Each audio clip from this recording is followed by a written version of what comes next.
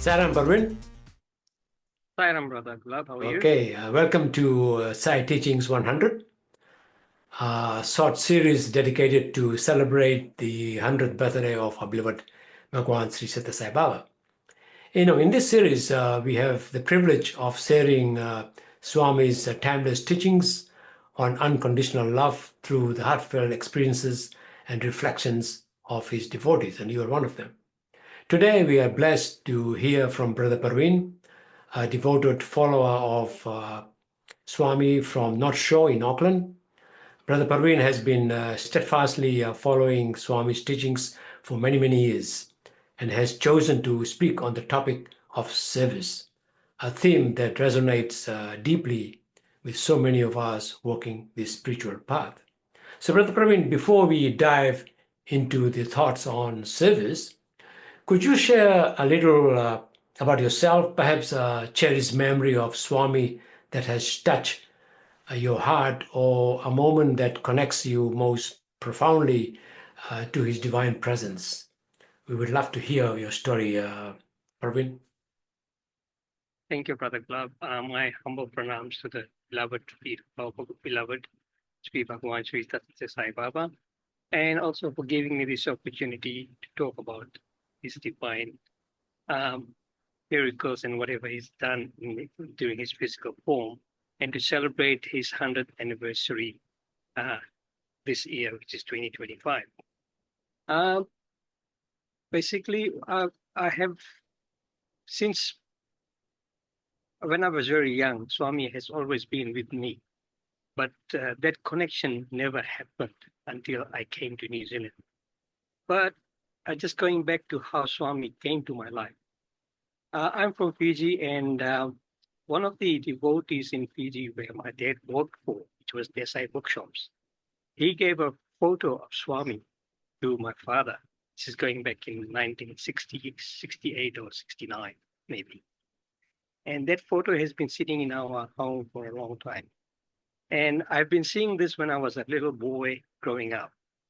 Little boy meaning I was very young, 3, 4, 5, 6 years old.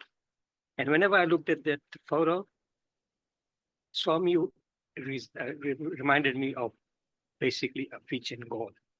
And I was always scared of because of his afro here. And I thought, I didn't know about Swami at the time, being in Fiji so far from India. So I always thought that he was a Fijian god. And looking at that photo, it scared me all the time. And so that's how I got connected with Swami. But I didn't know about Swami. Only I got realized who Swami was when I came to New Zealand, and that is way back in 1990. So this is my recollection of Swami, how he came into my life from a very young age, but I didn't know him. And when I grew up, then in the early 20s, I started to know about Swami. That's in 1991. All right. Thanks for sharing that story, Brother Parveen. Now let's dive into the today's topic that you have picked, which is on service. So what do you have to say? As Swami's teachings, and as you know, Swami formed this organization on the 3 pillars, which is devotion, education, and service. Education, I wasn't much involved in because, as I said before, when I was in Fiji, I knew about Swami, but didn't know about his education wing then. Then I came to New Zealand. I started his devotional wings. That got me into the organization when I went to Bhajans way back in 1991. And Was that's that in how North Shore in Auckland? it was in North Shore, and it was in North Coast in one of the maraes back then. So it's going back a long time. I started going into bhajans, but what really got me into the teachings of Swami was the service. I really got into service when we started off going to the Fiji medical camp. This was way back in 2015.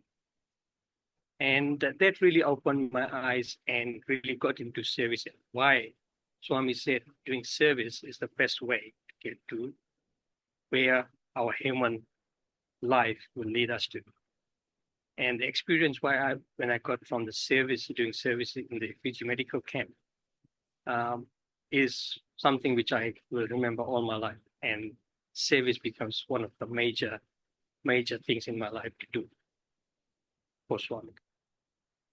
Looking at why service was so important, because I didn't have any experience of doing service in the Fiji medical camp, and that was my first year. So I was involved basically in the logistically side of things. And we went to a Fijian village where we was doing a medical camp.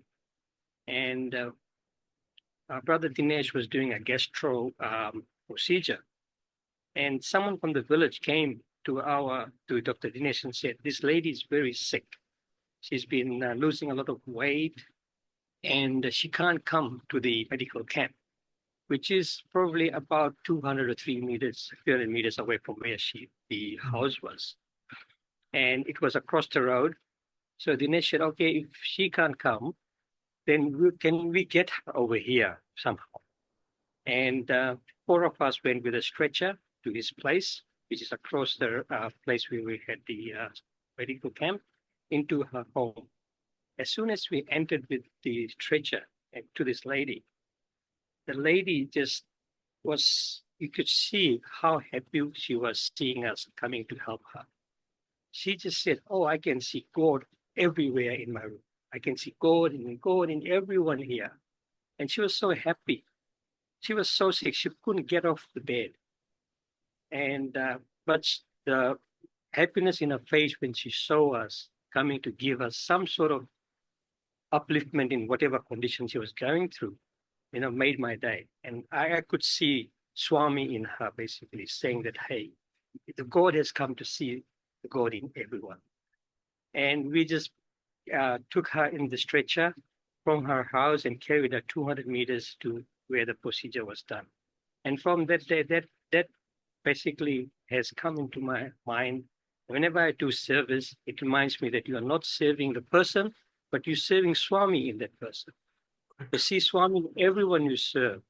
And that's what really got into. And whenever I do service, I don't think that I'm serving someone, but I'm serving the God in there, which is Swami. And that keeps me going all the time whenever I do service. Okay. Thank you, Brother Praveen, for your profound insight and for sharing your journey. Thank you very much, Sairam. Sairam, brother. Sairam.